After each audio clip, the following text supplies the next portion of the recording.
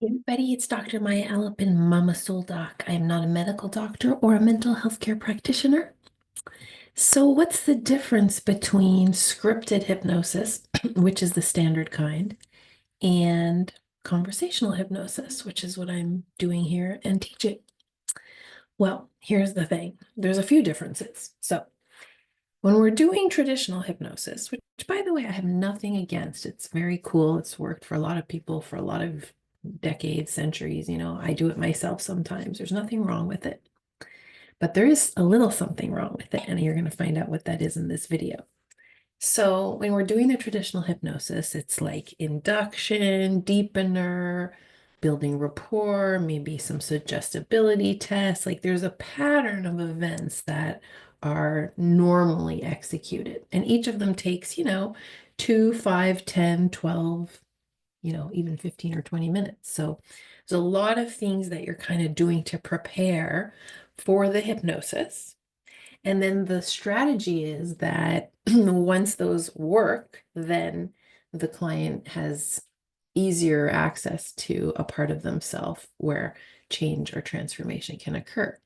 Now, a few issues already. For one thing, we're spending a lot of time creating this thing that is actually a natural state of mind. So there's no need to actually invite hypnosis because we're all in hypnosis on and off all the time. Like that's the natural state of being alive. And so hypnosis is like sometimes you're hypnotized by a movie, sometimes you're hypnotized by a shopping center. Lots of life is hypnotic. The government is quite hypnotic. Have you noticed that? The TV, the media. So hypnosis is very much a natural state of mind. The problem is that there's nothing going on half the time. So you're in that hypnosis and somebody's manipulating you, or nothing is happening, or you're not even aware of it. So the problem is that we're not intelligent about our hypnosis. We don't have any purpose for it. So that's the difference of what I'm trying to talk about right now is creating hypnosis in that artificial way. What's to say that as you create it, something is happening, something is working? It's not crazy to think that if you tell someone with anxiety to close their eyes and relax, that that will create more anxiety. It sure would for me. I don't like to be told to lay down and relax when I'm there to talk about my problems. So the creation of hypnosis is not a guarantee in any way of transformation, healing, change, etc.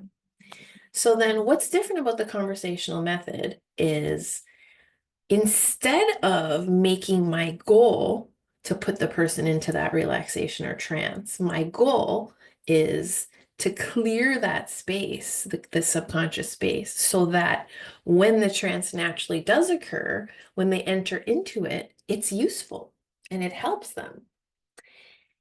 The issue that I just presented while I was explaining traditional hypnosis is it's not that helpful or hypnotic to be or therapeutic to be in a subconscious space where your problems are there with you. Because as I said, that can make you more anxious and probably would.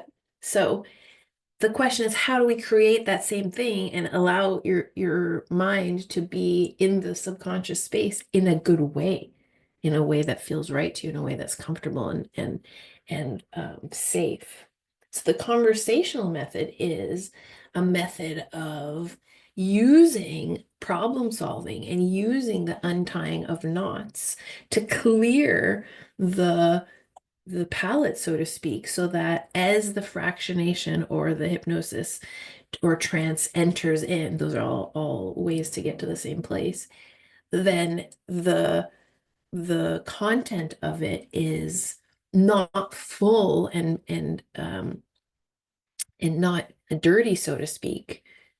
Because if you don't clear that slate first, or you don't unwind those problems first, then as the hypnosis gets more and more intense for the client, they're still not in a place where they can see clearly, right? So it has to be a clean trance. It has to be a clear experience.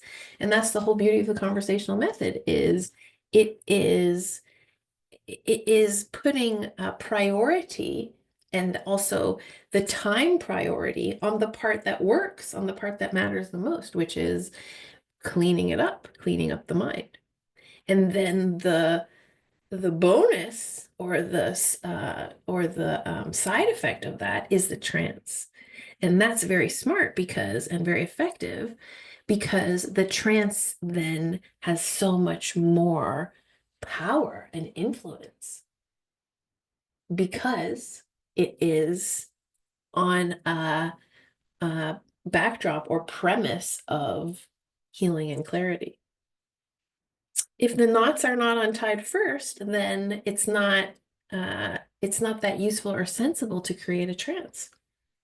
So I put my emphasis on the problem solving, which is what conversational hypnosis is so great at, which creates a fractionation, which creates a trance, which creates a subconscious experience, but it's not forced and it's not dirty with all the clients' garbage and nonsense and bullshit and problems. And if you're not in that space in that way, who's to say it's going to be helpful? So a huge difference from the two approaches is where I put my time. The issue with the traditional method, from my point of view, is if we're investing in induction, suggestibility, deepeners, convincers, all this stuff, then an hour later, you still haven't talked about the problem. And people have limited time. Like, we're living in the modern world. These are the facts. It's just too long-winded and also too much guesswork to go the other way. So the cleaning of the trance is extremely important in my approach. And that's why the clients have such a good time and enjoy it so much, because when they actually do have the hypnotic experience, it really does have a genuine clarity and good feeling to it. Because that's what we created.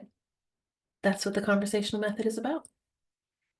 If you're curious about it, I'm teaching it again this July. So please feel free to click the links or send me a message or book in to have a discovery call, and I'll tell you more about how it works. I'd love to teach it to you.